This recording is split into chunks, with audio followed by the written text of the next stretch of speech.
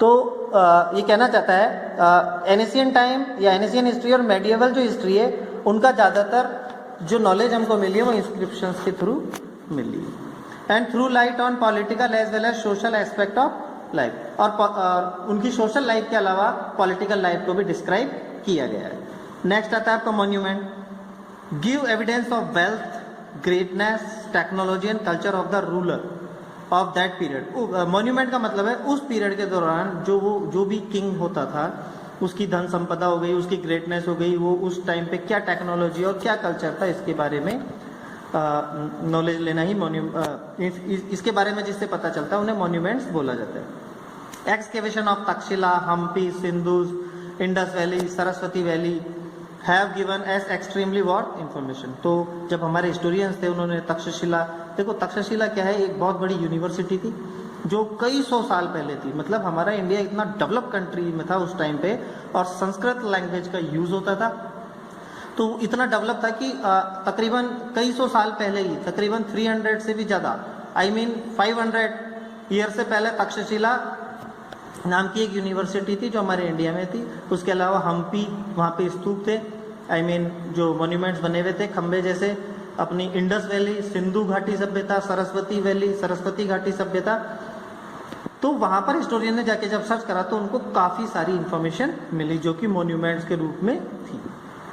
From the 8th to 13th century, temples dedicated to different gods were built by ruler of regional kingdom across the Indian subcontinent. तो 8 से 13th century तक, अभी 20th century चल रही है तो हम बात कर रहे हैं 8वीं से 13वीं सेंचुरी तक हमारे यहाँ पर जो किंग्स थे वो अपने रीजनल मतलब अपने क्षेत्र के देवी देवताओं की मूर्तियां बनाते थे, टेम्पल बनाते थे, गॉड बनाते थे और उनकी पूजा करते थे।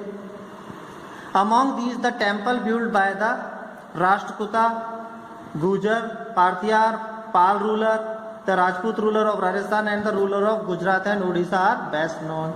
तो हमको जो ज़्यादातर जो नॉलेज मिली है वो किन से मिली है?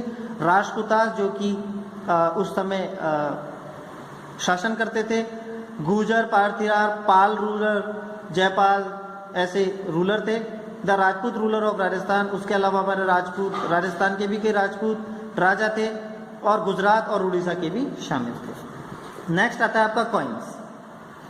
Coins give information regarding the state of polity and economy during the सल्तनत एंड मुगल पीरियड। कॉइन्स का जो जन्म है वो सल्तनत और मुगल पीरियड मतलब जब मुस्लिम हमारे देश में आए थे तब से ज़्यादा शुरू हुआ। For instance the coin of Mohammad bin Tughlaq, coins have revealed much about this region and his kingdom. तो इसकी जो शुरुआत है मोहम्मद बिन तुगलक के थ्रू की गई थी जिसने अपने क्षेत्र में या अपने राज्य में इसको बढ़ावा दिया। लिटरेरी सोर्सेज देखते हैं, टेक्सचुअल रिकॉर्ड्स और लिटरेरी सोर्सेज जो लिखित में होते हैं, जो आपको लिखे हुए कहीं पर भी मिले, वॉल पे, स्टोन पे, ट्री पे एक्सेट्रा कहीं पर भी, या फिर लीव्स पे, तो ये सब लिटरेरी सोर्सेज कहलाते हैं क्योंकि उस टाइम पे हमारे जैसे इस पेपर का आविष्कार नहीं हुआ था। They include autobiographies, biographies and chronicles and other important literary work done by various famous scholars in various languages. तो इसके बारे में ये बोलना चाहता है कि ये हमको कहाँ से मिले हैं? किसी की ऑटोबायोग्राफी, किसी ने खुद की ही बायोग्राफी लिखी हो, या बायोग्राफी किसी दूसरे की बायोग्राफी लिखी हो, जीवन चरित्र या जीवन की उसकी कहानी लिखी हो, एंड क्रॉनिकल्स एंड और इतिहास, कुछ ऐतिहासिक चीजें लिखी हो, and other important literary work done by various famous scholar in various languages. तो कई जो स्कॉलर्स थे, जो हिस्टोरियंस थे, उनको इनसे ये नॉलेज मिली है जो कि उन्होंने कई लैंग्वेजेस में फाइंड आउट की है। It give us a lot of historical information about various famous ruler of the period. तो इनसे हमें क्या पता चलता है? इनसे हमें हिस्ट्री के बारे में पता चलता है इनकी कि उस पीरियड में कौन सा रूलर था। फॉर एग्जाम्पल हर्ष चरित्र बाय बाना भट्ट, बायोग्राफी ऑफ हर्षवर्धन। तो हर्ष चरित्र जो है वो हर्षवर्धन की जीवनी है जो कि बाना भट्ट ने लिखी। द एम्परर ऑफ इंडिया जो कि इंडिया के एम्परर थे। The Arthashastra of Chanakya give a detailed account of political system of administration during the Mauryan empire. तो जो चाणक्य थे वो अर्थशास्त्र के ऊपर और पॉलिटिकल सिस्टम के ऊपर काफ़ी अच्छा उन्होंने एडमिनिस्ट्रेशन किया है, मतलब उस बुक में काफ़ी अच्छा लिखा है। During and is a valuable sources of research, और ये काफ़ी इंपॉर्टेंट सोर्सेज है जो रिसर्च करते हैं। ट्रैवलर्स देखिए, कई लोग ट्रैवल करते थे। Many foreign traveller visit India during this period and they road their account based on the political, social and economic system. तो उस टाइम पे कई विदेशी जो घूमने लोग आते हैं, हिस्टोरियंस, वो आते थे और इंडिया के बारे में उनकी पॉलिटिकल, सोशल और इकोनॉमिक कंडीशन कैसी है, वहाँ कैसा सिस्टम चलता है, उसके बारे में राइट करते थे। The account give us a lot of historical material of that period. तो इस अकाउंट से हमको हिस्ट्री का काफ़ी सारा मटेरियल मिलता है। वर्क ऑफ फाहेन 5th सेंचुरी में चाइना से फाहेन था। ह्यून सेंग 7th सेंचुरी में आया था। आई टेजिंग 7th सेंचुरी में आया था। Marco Polo, Ibn Battuta are important historical account, जो आपकी एसएसटी की बुक में आपको मिलता है। आगे और देखेंगे मार्को पोलो और इबन बतूता, ये भी हिस्टोरियन थे जो यहाँ पे घूमने आए थे, ट्रेवल करने आए थे। By utilising all this evidence, इस पूरे एविडेंस को साथ रख करके, यूज लेकर के, it has been possible to throw some light of the civilisation and culture. तो हम थोड़ा सा लाइट डाल सकते हैं, ये जान सकते हैं कि उस टाइम का सिविलाइजेशन कैसा था और कल्चर कैसा था। फ्लोरिश इन इंडिया, और इंडिया कैसे ग्रो कर रहा था, कैसे इतना अच्छी कंट्री बना। And to construct a political history from 7th century BC onward. तो ये जो political, and to construct a political history from 7th century BC onward. तो 7th सेंचुरी के बाद से जो कंस्ट्रक्शन हुए उनसे हमें इसके बारे में नॉलेज मिली। नेक्स्ट आता है आपका राइटिंग हिस्ट्री, जो कि खुद हाथों से लिखी हुई होती है। ये देखिए आप पिक्चर में आपको दिखा रखा है। Between 7th century to 715 century, तकरीबन 1050 साल, slowly and gradually paper become cheaper and more widely available. तो उस समय पेपर का आविष्कार भी हो गया इस ड्यूरेशन में, और वो काफ़ी चीप और अवेलेबल भी होने लगा। This resulted in A dramatic increase in the variety of textual record. अब इसका रिजल्ट क्या हुआ, कवियों में कविता के माध्यम से, पोइट्री के माध्यम से उसको थोड़ा ड्रामेटिक बना करके लिखा जाने लगा रिकॉर्ड्स को ड्यूरिंग दिस पीरियड। इस पीरियड में people started using paper to write holy text. अपनी देवी देवताओं के बारे में लिखने के लिए, पवित्र ग्रंथ लिखने के लिए वो पेपर का यूज करने लगे। क्रॉनिकल्स ऑफ रूलर, राजाओं के इतिहास के बारे में। लेटर एंड टीचिंग्स ऑफ संत के द्वारा सिखाई गई बातें या जो भी वो सिखाते थे उनके ज्ञान, वो भी पेज के ऊपर लिख करके रखा जाने लगा। Petitions and judicial record and for register of account and taxes. तो न्याय से रिलेटेड और अकाउंट से रिलेटेड और जो टैक्स वगैरह लगाए जाते थे उनको भी पेपर पे नोट करके लिखा जाने लगा। दीज मैन्यूस्क्रिप्ट्स मतलब हैंड से लिखी हुई कोई भी चीज मैन्यूस्क्रिप्ट कहलाती है। These manuscript and document provide a lot of detail information. तो ये जो मैन्यूस्क्रिप्ट और डॉक्यूमेंट है हमको बहुत सारी इन्फॉर्मेशन देते हैं जो डिटेल में टू हिस्टोरियंस को, but they are also difficult to use. लेकिन ये यूज करने में काफी कठिन है। As there was no printing press in those days, so the writer copied manuscripts by hand. तो इसका मतलब उस टाइम पे पहले प्रिंटिंग प्रेस तो होती नहीं थी। आज आप फोटोकॉपी वगैरह ये सब फटाफट करवा लेते हैं। तो फोटोकॉपी वगैरह मॉडर्न जमाने में तो फटाफट हो जाती है, लेकिन उस टाइम पे जो राइटर्स होते थे उनको अगर अपनी बुक की, अपनी लिखी हुई चीज की दूसरी कॉपी बनानी होती थी तो उनको खुद ही लिखना पड़ता था बाय हैंड्स, अपने हाथों से।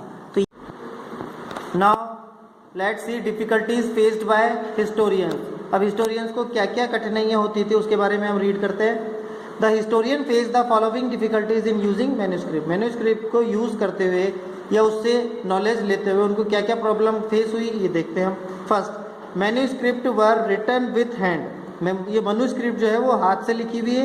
And as a result there were small but significant differences between any two copies. तो इसमें जो दो कॉपीज है उसमें बहुत ही रेयर ही डिफरेंस होता है। सेकेंड है manuscript are in decaying condition, sometime even too bad to touch. और मैन्यूस्क्रिप्ट जो है वो खराब हो चुकी है, इतनी खराब हो चुकी है कि कई बार आप उसके पेज जब टच करते हो तो वो खराब हो जाते हैं, वो बिखर जाते हैं।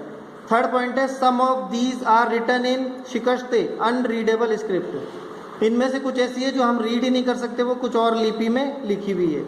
Next, copied them introduce changes. These small differences grew over centuries of copying until manuscript of the same text become substantially different from one another. तो क्या हुआ, जैसे जैसे सेंचुरीज बीतती गई, मनुस्क्रिप्ट की कॉपियाँ बनाती गई, कुछ लोगों ने उसको अपनी लैंग्वेज में भी लिखा, तो थोड़ा बहुत स्मॉल डिफरेंस उसमें सेंचुरी बाई सेंचुरी उसकी कॉपी करने में होता गया, और वन से वो अनदर थोड़ी थोड़ी डिफरेंट होने लगी। As a result historian had to read different manuscript version, तो इसका रिजल्ट ये हुआ कि हिस्टोरियंस ने डिफरेंट जो दूसरी मनु थी वो पढ़ ली ऑफ द सेम टेक्स्ट जिसमें लिखा हुआ वही था, to guess what the author had originally written. तो उन्होंने सभी प्रकार की मैन्युस्क्रिप्ट पढ़ ली कि इसमें कवि या लेखक जो है वो उनको क्या कहना चाहता है। नेक्स्ट है different kind of hand writing made the Persian and Arabic language difficult to read. अब कई जो स्क्रिप्ट मिली उसमें अरेबिक और पर्सियन लैंग्वेज जो काफ़ी डिफिकल्ट है। The Nastaliq style is more cursive and easy to read. तो जो ये नास्तिल स्टाइल है ये काफ़ी कर्सिव और इसके वर्ड जो है वो काफ़ी अच्छे थे। The shikasta is denser closer together and more difficult to read. जो ये शिकस्त अनरीडेबल है, ये इसका जो वर्ड्स है वो काफ़ी एक दूसरे में मिले हुए, बहुत ही गहरे और डिफिकल्ट टू रीड है, मतलब पढ़ने में काफ़ी प्रॉब्लम आती है। How are the sources of history useful. अब ये हमारे लिए यूजफुल कैसे हैं, let's see. Archaeological sources like temples, mosque, various monument build during the medieval period. इसके ज़्यादातर जो आर्किटेक्चर है वो मेडिएवल पीरियड के बने हुए हैं, जैसे टेम्पल, मॉस्क्यू या monument are a rich source of religious and cultural history. तो इससे हमारी रिलीजियस और कल्चरल हिस्ट्री का पता चला था। Similarly 100 of painting created by artisan from different regional background show A variety of art style. और उस टाइम पे बहुत सारी कई 100 पेंटिंग्स मिली है जिससे हमको उस टाइम के आर्ट स्टाइल का पता चलता है। And technique that become popular during this period, और उनकी जो तकनीक थी उसका भी पता चलता है। They also inform us about different school of painting that develop during this period. और इससे हमको ये भी पता चलता है कि उस टाइम पे पेंटिंग्स के स्कूल चला करते थे। Likewise coin issue by ruler tell us about the economic condition of different kingdom. और उस टाइम पर जो रूलर्स होते थे उन्होंने कॉइन्स का यानी सिक्कों का प्रचलन शुरू किया, जिससे उनकी इकोनॉमिक कंडीशन का पता लगाया जा सके। और अलग अलग राज्य की अलग अलग कंडीशन होती थी। एज आल्सो देयर ट्रेड, वो उनके व्यापार के ऊपर होती थी depend, and diplomatic relation with other kingdom. और इससे क्या, जब कॉइन्स के थ्रू एक किंगडम दूसरे किंगडम से व्यापार करता था, बिजनेस करता था, तो उनके बीच में रिलेशंस भी काफ़ी अच्छे हो जाते थे। तो ये हमको हमारे हिस्टोरिकल से पता चलता है, ये हमारे हिस्ट्री का यूज़ है। आगे का टॉपिक हम नेक्स्ट वीडियो में कंप्लीट करेंगे।